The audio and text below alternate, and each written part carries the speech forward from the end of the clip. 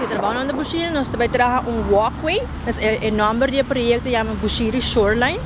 Tá continuação de pad, fietspad e walkway também guardo assim.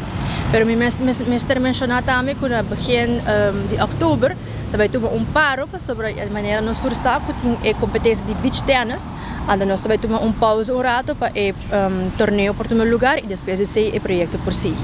O projeto de Bushiri que não está programado para tomar outro ano em março. Pero manema bisavosa, nós também temos pausa, eigenlijk 2 viagens aqui não, durante o torneio de beach tennis e maneira nós sursa em dezembro tur contratista trabalha com um bom vakantie.